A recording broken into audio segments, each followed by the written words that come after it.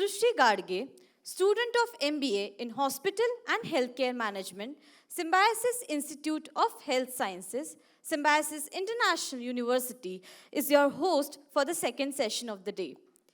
The year 2022 marks the third year of the worldwide COVID-19 pandemic, which continues to fuel the transformations of clinical trials and the research industry.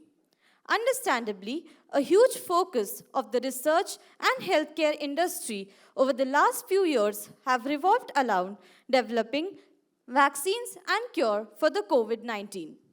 However, the pandemic has also accelerated specific trends such as use of technology in the clinical trials. The emerging trends in the clinical research indicate a shift from efficiency-centric approach to a broad-based effectiveness one. This change is driven by a clear intent to improve the current partnership and interdependence by adopting an integrated approach that aims to align the various stakeholders, interests, and roles in the clinical research processes. With this, I would like to introduce the eminent speaker for the session, Dr. Sanish Davis, Director of Research and Development, Global Clinical Operations of Johnson & Johnson, India. Sir has also held a position as a President of Indian Society for Clinical Research. He has been the head of Global Clinical Trial, Senior Medical Director of Scientific and Medical Affairs at the Cardiovascular Metabolism, Endocrine and Renal Center, Covance. Sir was the Medical Director, Clinical Development Services, Covance Pharmaceutical Services Private Limited. Sir has been the Director of Clinical Pharmacology, MSD. He was the Deputy General Manager, Clinical Research at Glenmark Pharmaceutical. Sir completed his doctorate of medicine in clinical pharmacology from St. G.S. Medical College and KEM Hospital, Mumbai University, Maharashtra. We welcome you, sir, to throw light on the topic for emerging trends in clinical trials. Over to you, sir. At the outset, thank you once again to Symbiosis for the invite. It's been my second visit to the institution, and I've always been amazed about what has been created as an institution, as well as the legacy in this part of India. Today I will talk about a little bit about what are the different emerging parts of, you could say, the clinical trial operation spectrum. And when I say emerging trends, many of these have already emerged as we speak, but there are still a lot of regulations, or you could say the guardrails which have still to be put in, right? I mean, every new technology which actually comes in sometimes actually runs for a while before, you could say, technology and its regulations actually are then put in place. And the same thing would actually also happen, as you would know, for cryptocurrency or Bitcoin, right? In India, while the government didn't say anything, it just let it run its course. And after some time, when things were getting a little bit hot, the government said that we are now ready to regulate it, right? So many technologies which are in this particular space are also running fast, and you could say developing or enhancing itself. But at the same time, the governments are watchful. The governments want to ensure that they don't impede the speed of technology and then bring in regulations which can actually make, the data that comes out of using these technologies much better, as well as patient protection in many ways. So that's what I would like to cover. So we'll talk about where this all originated and the whole impetus for this technologies, or these technologies, as we say, became much more relevant during the COVID times. We'll talk about how currently clinical trials actually run, or what is called as the brick and mortar way of doing clinical trials. We'll then dive into decentralized clinical trials. Other terminologies which are used are virtual trials, hybrid trials. These are all terminologies which are used for the same. And then within decentralized clinical trials, there are, you could say, different capabilities that we can talk about. Like, for example, direct to patient transfer of medicinal product. So patient is at home, the drug goes to the patient rather than the patient having to come to the clinic. We have home healthcare nursing, I mean, things which are now very, very common. Many patients actually have nurses or sometimes even doctors actually come to their home as part of routine patient care. But in clinical trials, it has its own nuances, which we'll talk about. And then a whole suite of technologies which are lumped under digital health technologies, which also include the wearables which are there on almost every one of your wrists, as I would suppose. But there are also other digital health technologies which are driving or simplifying clinical trial participation for patients. And then the interesting concept of anytime, anywhere, local laboratory for clinical trials. And then another interesting concept which is called as the virtual research concierge, about which we'll talk about. So before I jump into all this, maybe just to kind of like understand from your end, what are some of the technologies or what are some of the newer capabilities that you might have heard in the sphere of clinical research or healthcare research, as we put it? Any names of technologies or any newer things or newfangled things that you heard about?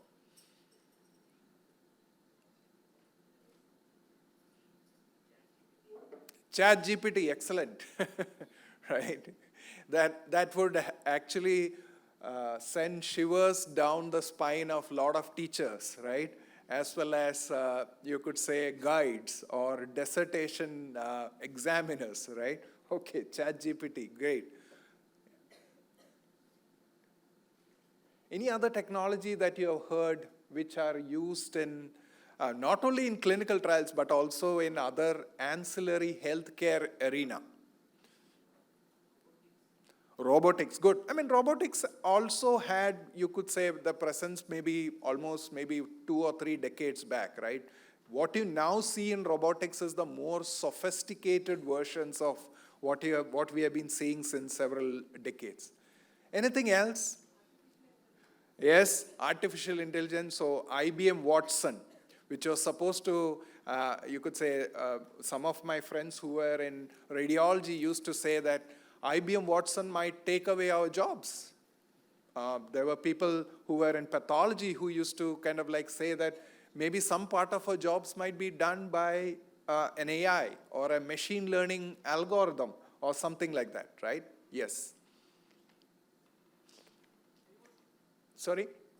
IoT, Internet of Things. To be honest, I also don't know much about it, so I'm happy to know that it is IoT, right? But there are a lot of connected ecosystem within the healthcare system which can all be done with IoT. Just like you can have an IoT in your home which can automate all your equipment or all your instruments, etc. Have you heard the term blockchain? Have you heard the term blockchain? Yeah, what is blockchain?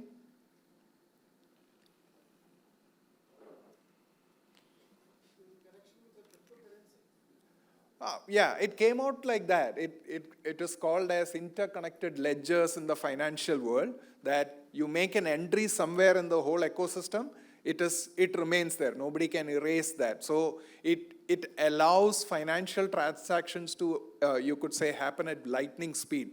The same blockchain can also happen in clinical research, right? While I won't cover that much, but that's a technology which came from the financial world and has its relevance in the clinical trial. So before we get into some of these, and I know I don't have the whole day to talk about it, which I can actually, a little bit of, you could say, past history. In India, we were doing a lot of clinical trials in the early part of 2020. March 14th, I think the government said that we will have, you could say, the restrictions which are related to a lockdown, which suddenly meant that all the clinical trials that were happening in hospitals suddenly came to a stop.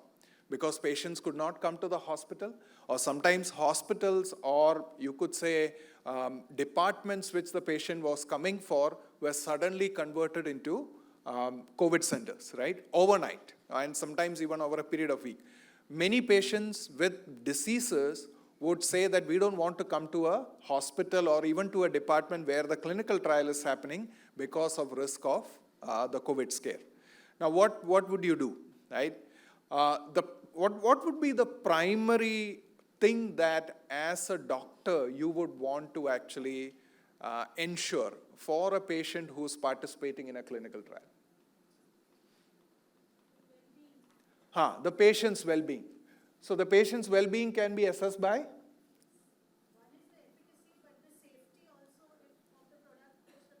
One thing is that the drug has to reach the patient, right?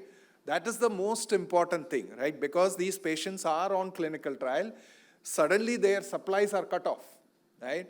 How do you get the drugs to the patient? So we had a patient who was coming to a clinical trial site in Hyderabad, but the patient was actually from Samastipur in Bihar, right? Now, the patient says that there's no way that I can come to the site. How do you manage this? So we actually connected with a courier company. We actually also connected with the patient's nearby hospital or a doctor who was there in Samastipur. We said, this is the issue. How can we help you? So the doctor said that if you can get the drug to my hospital, I will get somebody to actually go to the patient's house and give it, because the patient's house was at least 4 kilometers, a little bit into the jungle side, right? I also don't know the topography of Samastipur, so whatever the patient says on the phone is what we agree. The courier company, do you know how much they charge for one-time supply of the drug? 1,50,000 for transferring or taking the drug from the site in Hyderabad to Bihar. Probably the distance covered would be not more than 600 or 700 kilometers, right? So each kilometer works out to something like, you could say 8,000, 9,000 rupees, right? So we realized the importance of this. We said that we cannot actually have these kind of things as one-off. Then there were a flurry of such shipments, and when you have more and more companies or more and more people actually doing this, then the cost also decreases. And now you can actually, you could say, ship drugs from the clinical trial sites to the patient's home without much of a hassle. So these were technologies which were already there. Amazon was there, Flipkart was there. You had all these technologies, right? But it took a COVID pandemic to actually unleash the potential of, you could say, these kind of shipments. And that is called as direct-to-patient transfer of medicinal product. Now, obviously, this can't happen for all drugs, right? Supposing a patient is in an HIV clinical trial, do you think the patient will be happy to have a courier fellow delivering these drugs and saying that, ye dawai hai, iske liye koi hai kya, right? Because sometimes the patient is not there at home, so he might ask the neighbors or somebody else, or maybe even drop the drug at the neighbor's place. That's not something from a privacy or a confidentiality perspective would be appropriate. So there are restrictions. Not all kind of drugs can actually be shipped from the site to the patient or from the depot to the patient's home, but there are oral drugs which can actually be done. Now, how does a traditional clinical trial site work, right? Supposing you want to participate in a clinical trial, you actually go to a hospital or an institution or a department and you meet with the doctor, and these are called as the traditional brick and mortar sites. Once you actually enroll in a clinical trial, the data from all the investigations that you do, all the treatments that are done, flows into the sponsor's systems. Now, there are a lot of disadvantages for this, right? And the disadvantages are that, one, the patient has to come to the site. If the protocol has visits which are like 7 times in a month, or over a period of 3 months, the patient has to come to the site 12 times, which means that they have to take leave or a break from their work for 12 days. Or sometimes if they are traveling from a further distance, this could even be for more number of days. They also have to find somebody that can accompany them to the site, right? Many patients don't come alone. If they are having a severe disease or a serious condition, they would also require what is called as a caregiver to come along. So which means that is also, you could say, break from work for that particular person. So this can all be, we don't think about these costs, but all these are costs which will prevent patients from enrolling into a clinical trial. In the Western world, there are reimbursements, or you could say costs that are given for loss of work, loss of pay from work. In India, the regulations don't allow it. Sometimes it's a good thing because you don't want patients to actually also sometimes abuse that privilege, right? But sometimes many people actually feel that the patient's loss of pay from work or their caregiver's loss of pay from work is something that should be adequately compensated. So there is limited flexibility and convenience for the patient as well as the caregiver to participate in the drug. Now, if you shift from, you could say, fully patient coming to the clinical trial site with some visits which the patient can come to the site and some which the patient can do it from home, that is called as decentralized clinical trials, right? Or you could say the data is collected, some visits are at the site, some are at the patient's home. And somewhere in between is what is called as the hybrid, which is like some visits the patient is having data collected from the site because they value the relationship that they have with the doctor. Because many patients want to see the doctor. They feel very uncomfortable if we just have a telemedicine kind of a visit. They would want to see the doctor. They would want the doctor to actually examine them so that they feel that everything is fine. But in many other parts of the world, the patients don't want to keep seeing the doctor because they are more worried about the travel that they have to do, the time that they have to spend away from other activities that they are doing, etc. So that's the importance of the decentralized clinical trial data. Now, the value of this is all the other issues that we already pointed out in the traditional way, right? Things like greater flexibility for the patient, greater flexibility for patient's caregiver to actually say that we can actually have, you could say, telemedicine or other kind of technologies to actually enable participation in a clinical trial. And then a lot of other things can also come into play, like faster enrollment in clinical trials, because more and more patients become happy to participate because there is not much of burden in having to come to the clinical trial site every time.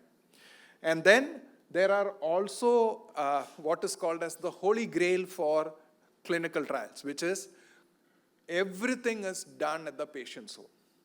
The patient doesn't even have to come to the trial site even once. This might be a bit of a high bar for a country like ours, because that could also have challenges with regards to whether it is a right patient who has come in, whether there are ways in which the patient is actually faking disease, all these things can happen. But virtual trials, that it eliminates the need for the hospital sites and everything happens in a patient setting. So that's called as the virtual trial sites. Now you might think that these are all, you could say, things which can happen in the future.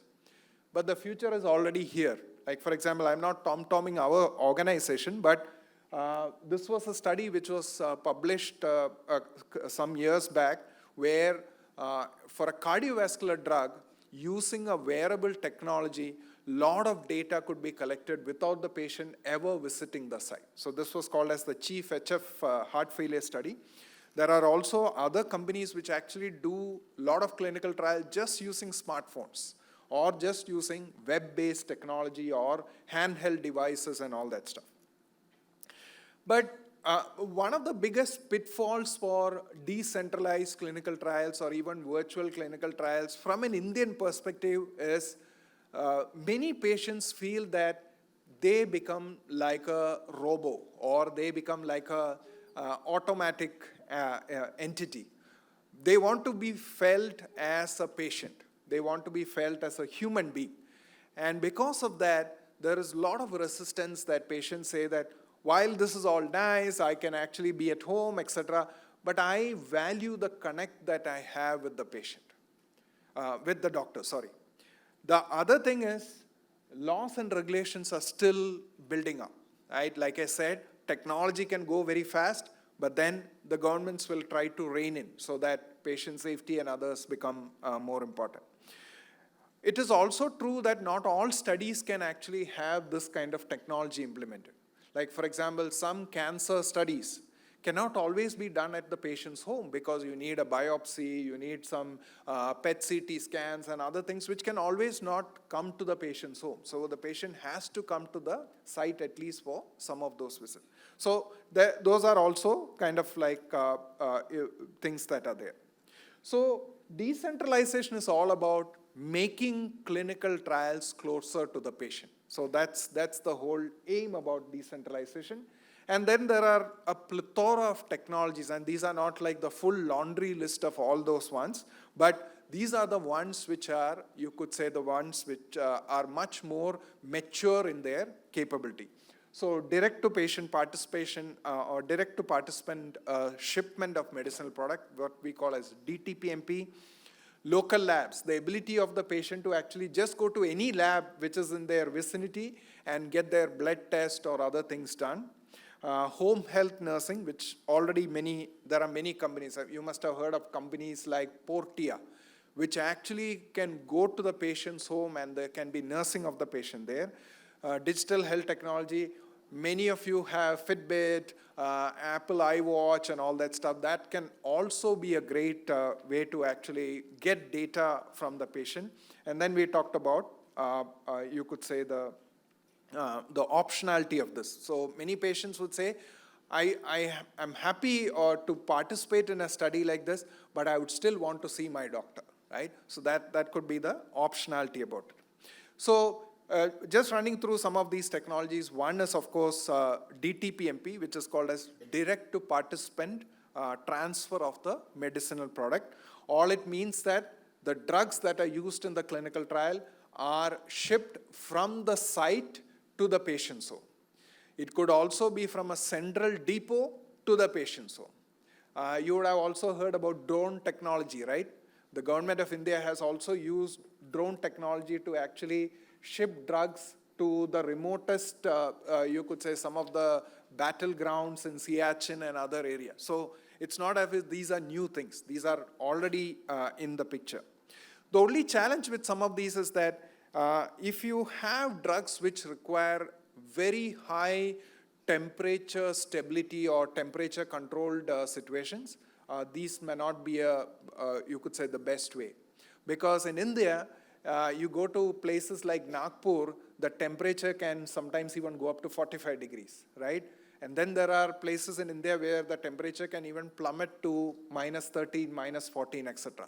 So the cold chain has to really be maintained. Sometimes there are cold chain maintenance issues in some parts of the world, as we know. It's as well true in India.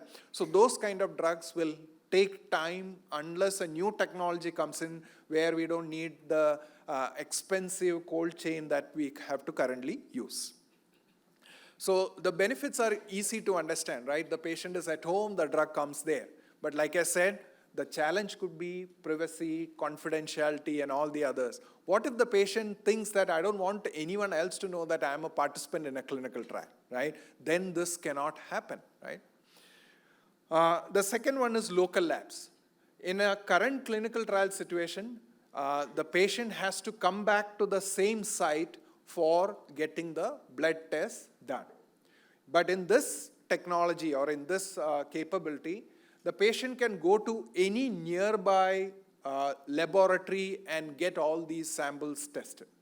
Now, this cannot happen to any mom and pop kind of a small laboratory, but it has to be an integrated or a network laboratory. So for example, maybe Lal Path Labs or SRL Ranbaxy or maybe some other chains of laboratories which can actually have the same SOP, so that the blood which is collected in, say, a remotest part of Leh or Ladakh, the results can be the same for those maybe which is collected in Hadaspur or some other place, right? So that's the, you could say, the integration that needs to have, but definitely again, patients can actually have great benefits and approachability. The third is something which is already there in India, which is called as home health nursing. Patient gets discharged from the hospital, there can be a nursing service which can allow patients physiotherapy and others to happen at home. The same thing happens in a clinical trial. There is a nurse which can actually, who's trained on the clinical trial protocol, can make some of the assessments at home, like for example, blood pressure, temperature, respiratory rate, or even some of the dermatology assessments, which doesn't require sophisticated instruments or even a trained physician to actually do it. Those can actually be done by a trained nurse on the study protocol. So that is called as a home health care nursing. Now this can be done through the sponsor, or it can even be through the site. So for many of the hospital department, they say, we have people who are trained who can go home and do the needful. And there are like very elegant ways of how the data integrity can actually be taken care of. The third, like I said, is the digital health technologies. Digital health is not just a single technology. It is a suite of solutions and platforms that can be used in clinical trials. Many of them are also well known. Telemedicine has been used for almost several decades, even in India, right? But in clinical trials, it's not greatly used until COVID came onto the scene, right? And then a lot of patients actually had telemedicine visits. Sometimes it is called as telehealth, etc. But in this telemedicine, sometimes you also do measurements. Like for example, in dermatology studies, you actually can measure the lesion size, whether it is expanding, decreasing, etc. Patients can be asked to show whether in a rheumatology study, whether their pain is increasing or decreasing, their range of movements and all that stuff. So there are different things that can happen.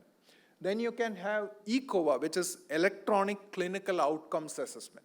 So the patient says that on a scale of 1 to 5, did they sleep well, which is like 5, or did they sleep poorly, which is 1?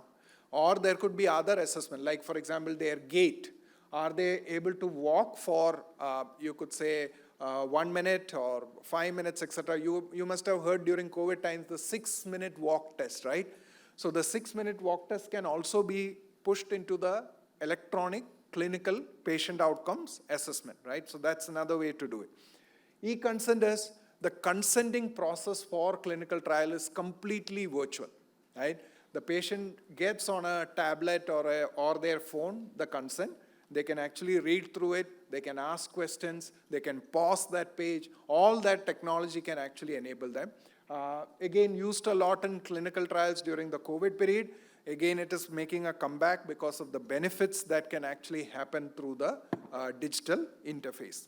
And then, of course, the digital health platform, which is a combination of all these things which can actually be done together. So the government or other different, you could say, national organizations are also coming up with guidance. So you have guidances from the US FDA and EMEA and other places. And then there are also many of these other things which are there. From a wearable perspective, it is not just one size fits all, right? It's not just the watch that is there, but there are different other types of wearables that can actually measure a lot of things, some of which you can actually quickly understand, but there are more sophisticated ones which can actually offer to take or capture values which is not just the blood pressure or your pulse rate, but even more things that can happen. And one very specific wearable is called as actigraphy, which is especially used in clinical trials of pulmonary artery hypertension and cardiovascular disease. And it gives a whole set of things, not just on activity or mobility, but even it can measure your sleep, right? How much time it takes to fall into sleep, are you sleeping well, is your sleep breaking up, etc. So all of these can help in a holistic assessment of the patient. Without this, many of these things would not have been possible, right? And then there are a lot of these platforms which integrate all of them so that you have one platform which does all of these things for you, right?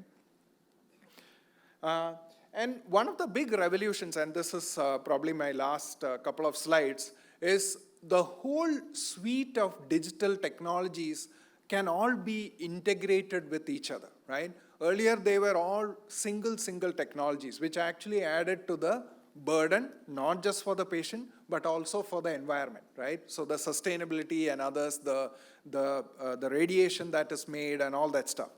But using these technologies or the digital health platform, you can actually start through the whole journey of the patient in a clinical trial. Right from the time that they come to the hospital, they've been talked about for a clinical trial, to their visits, as well as their engagement even when they are not at the clinical trial sites, even doing, you could say, surveys and all these stuff. So there is a lot which is possible using a suite of digital health platform. The last one is on virtual research concierge, which is a new concept which is there. Many patients, it is seen that they are okay when they are at the clinical trial site, because they know that they can ask people about anything that they want. If they are not able to understand how to operate a particular instrument or an equipment or a wearable or a device, they can ask somebody. But what when they go back home? So there needs to be a way that the patient can actually call up somebody, and that somebody can actually, with the use of telemedicine or other technology, can show how to operate that device.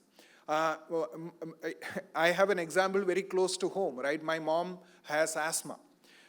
Earlier, she used to use you could say the pump, as we call, very easily.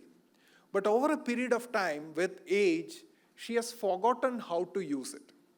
And she sometimes feels embarrassed to actually even ask her kids, because we might say, oh, mom, you've become old, you don't even know the simple things, right? So that sense of guilt or sense of embarrassment sometimes prevents people from asking these kind of questions. Now, if you have a situation where there is a person whom you don't know and who doesn't pronounce any judgment on your questions, then there could be a possibility of that person explaining it all over again. So we had to retrain her using somebody at the hospital on how to use you could say, the inhaler once again. So sometimes virtual research concierge can help the patient when they are at home. So thank you so much for the opportunity, and happy to take any questions. So what about the costs of all this? I mean, definitely very efficient and good, but what is the impact on cost of the total trial? Yeah, so like I said, the classical example we had was for the direct-to-patient transfer of the medicinal product, right? When we started it, the cost was 1,50,000. Now you can do that stuff in 10,000 at the max, even lesser when you have bulk, you could say, supplies that go to different parts of this thing. You look at Amazon, right? Amazon does all these shipment, but how much do they charge you for each shipment? It might probably be 5 rupees or 10 rupees or whatever it is. So that's how technology, when it becomes mass produced or mass scale, will bring down the cost. But more than the cost, all these digital technologies also affect the environment, right? So there's this big piece on sustainability as to when you have more and more technology. It's not just the radiation that these equipment emit, right? It also is how do you actually dispose of them after the studies, right? Many a times in my home, I have at least 3 mobile phones that are lying in one of those cupboards, because I don't want to throw them away, because I'll throw them in the dustbin. But is that the right way to do it? Because that dustbin will go to the being picked up and will go to a landfill, and that mobile will remain as a non-degradable thing for, I don't know, for centuries, right? So those are much more realistic challenges that are there with these technologies. And we are not there yet. There are several organizations, especially in the European Union, which are driving how do we manage all this, right? How do we actually bring about sustainability in clinical trials, becoming environmental friendly and all that stuff. The second question is about how open is the Indian regulator today for such technologies within the scope of phase 3, phase 2 studies? Yeah, good question. So several years back, I think in 2014 or 15, Sanofi actually had a study which had e-consent. Now at that point in time, the regulator, when they were asked, can we do e-consenting, complete e-consenting, the regulator said, you can do that, but the final signature has to be wet ink, right? Now, that kind of like completely defeats the whole purpose of an e-consent, right? But shift to COVID era, the regulator kind of like said that you're open to do what you want, right? Because many patients otherwise would not have been part of the COVID studies. Because in order to get consent, especially for patients who had, you could say, severe respiratory failure and others, and they wheeled into the emergency and then they had to be consented, there's no way that you can have the patient's bystander also coming inside, right? So the consent would have to kind of like be sent across. So there is receptiveness, but they don't want to get into the lawmaking part of it, right? Whereas we would want regulations to come in tandem with the technology. Because otherwise what happens is that there will be rogue elements, there will be others who are operating on the far side of the right pathway, and then that will actually bring distrust and you could say problems for the technology, right? So that's where we are.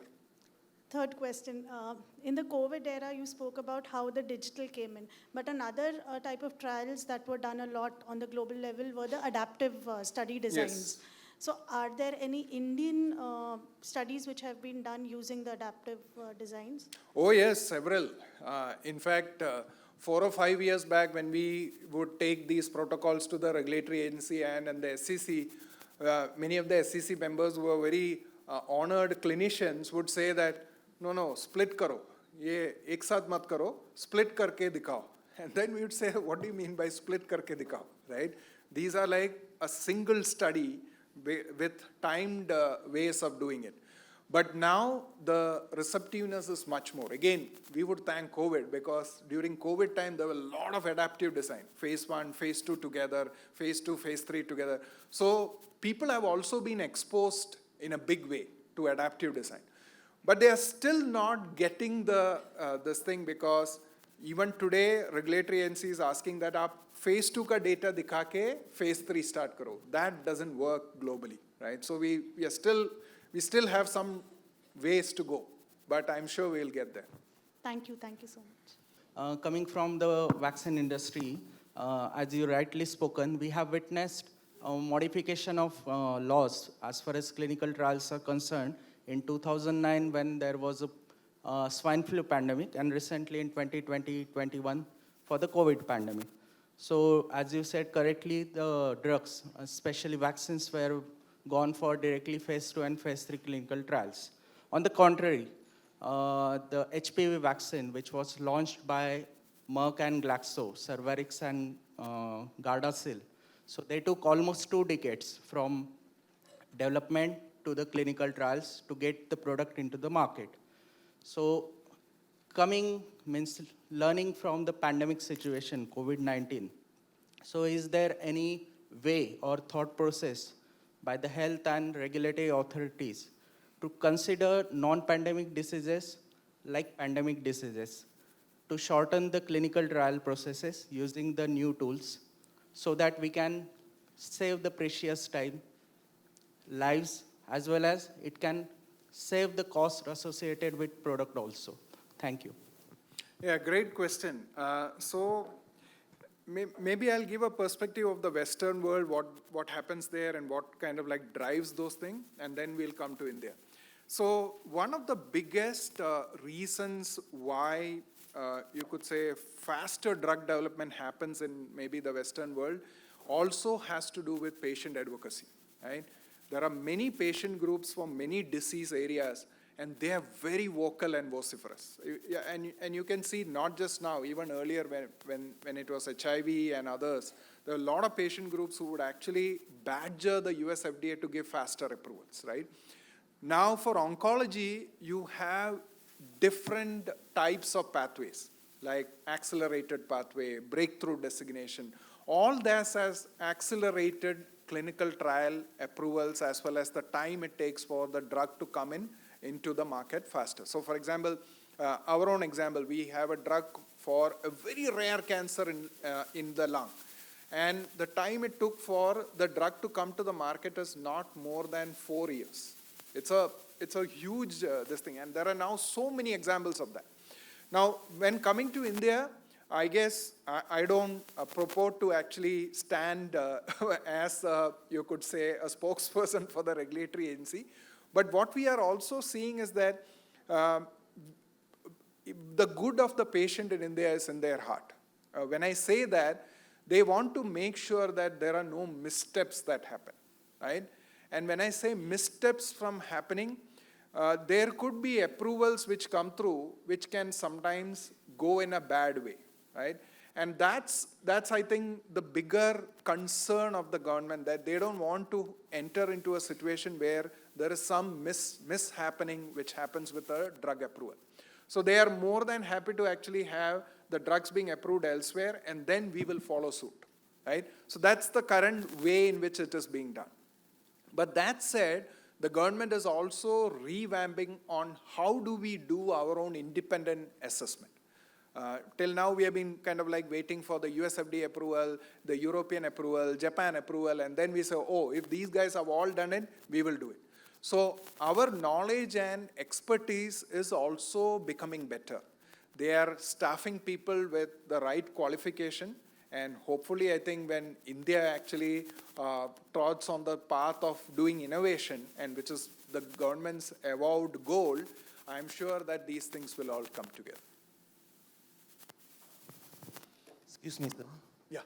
So you are told about the clinical trials are transforming to decentralized clinical trials and the virtual trials. So there is an increasing use of digital health. Yeah. But as of now, India doesn't have any data protection rules or regulations like the European GDPR. So when such clinical trials are conducted, there's a huge inflow of healthcare data. So what can the companies or organizations which conduct such clinical trials can do to safeguard the patient data, especially when the coming decades are going to use a higher scale of digital data? Yeah, so very good question, and thank you for asking that. You're correct. Our data, you could say protection laws, which actually came as a draft, is again now going through its next iteration. But that said, India is one of those countries which is in the forefront of the whole digital revolution, right? We all know about the DPI, which is the digital public infrastructure which the government is creating. So you have 3 parts of that, which is called as the health stack, right? So you have the Aadhaar linked this thing, and then you have the health data, which is also now, you could say, being digitized. And then third, you have the interfaces between the 3 of them. So these all put together become your health stack. Now, the health stack will have these protection mechanisms or these confidentialities and the privacies and all these things built into it. Now, while I'm also wanting to actually say that we should also have very strong data protection ones, many a times we as Indians, when we actually embark into something, we go on to the extreme of it, right? So the worry is that India will come out with something called as GDPR plus, which will almost make no ability to do anything, right? Because you have so many restrictions that you can't do anything, right? So we are in touch with the government to tell them that let's not kind of like oscillate too much. Let's not do the knee jerk too much. Then you will kill everything. Let us be kind of like more towards the central so that we protect the Indian individuals, but also ensure that work can happen, right? So it's in the offing. It'll come through. Good morning, sir. I'm Srishti Garge, a student of MBA in Hospital and Healthcare Management. So, sir, for a person who has wants to enter into AI and linking it with oncology. So, being a fresher, I just wanted to know how to the beginning path for it, the entry path for it. You mean for AI or oncology? AI linked to oncology. Okay. So, if you look at you could say drug discovery and others. In the traditional way, how this would happen is that you first find the disease, you then find the enzyme or the receptor which was wrong, then you find a drug in your whole library of compounds that you have been researching on and see whether it kind of like fits into that receptor or blocks the enzyme or enhances the enzyme, etc. So that's the whole process. Now, this whole thing is an iterative process. Like you test one, then you wait, you see whether there's a reaction, you test the next library of compound, etc. Now, in the last several years, you have things like high throughput screening, which means that you are able to kind of like increase the amount of work that you can actually put onto a receptor or to an enzyme system, etc., at a faster pace. Now, we can't wait for even that, because COVID has said that आप 2 साल में क्यों नहीं दवा बन सकता है, right?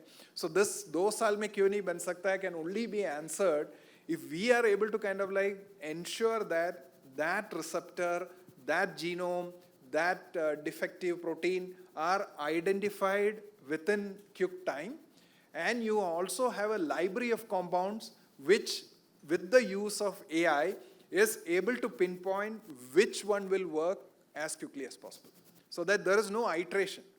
It is like one hit, and you know that this is the drug for this particular enzyme system or for the protein which is defective or whatever.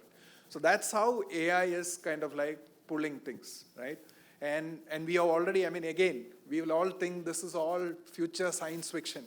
Already there are drugs which are developed through AI, which are under further clinical development. So we'll probably see in the next couple of years the first drug which is fully developed through AI, without any, I mean, of course, there will be human intervention in the sense of oversight, etc., but there is no human being who has actually worked on it, right? Thank you, sir. Good morning, sir. My name is Revati Nanda. I'm from MBA in Hospital and Healthcare Management Program. So I wanted to know, sir, you talked about actigraphy, right? Actigraphy, yeah. Yeah. So how is it giving different results from the counts that we get from inbuilt smartphone health apps? I wanted to have an opportunity to actually give this answer. So, what is your, which watch do you use, or which sensor do you use? So smartphone S9. S9. Okay, how often do you have to charge it? 16 hours. 16 hours. 6 weeks? 16 hours, yeah. Right, yeah. So just imagine you have a sensor or a wearable which you have to charge almost every day, right? Now, you are in a clinical trial. There would be days when you have forgotten to charge it. I do it because I have a iWatch, which is now a very old version, and on some days I forget to put it on the charger, and the next day morning, then you have no use of it, right? Now just imagine this in a clinical trial, right? If the patient forgets to put it on a charger, if the patient forgets to wear it, what happens? The whole data is lost, right? Now, for Actigraph, that device needs to be charged only once in 6 weeks. And it will throw alerts onto your smartphone saying that the battery is going down, you have to charge it, and there will also be critical alerts, which will go to the site or to the coordinator, who will give you a call to say that, Amma, आपका watch बंद होने वाला है, please charging के लिए रखो. So that is where wearables are. I'm sure that in some time Apple Watch or Fitbit or others will also have these long lifeline, battery lifeline kind of devices. But right now we are not there yet. So that's why you need devices like the Actigraph. I would now like to call upon Lieutenant General Dr. Tutkane sir to felicitate Dr. Sanish Davis sir.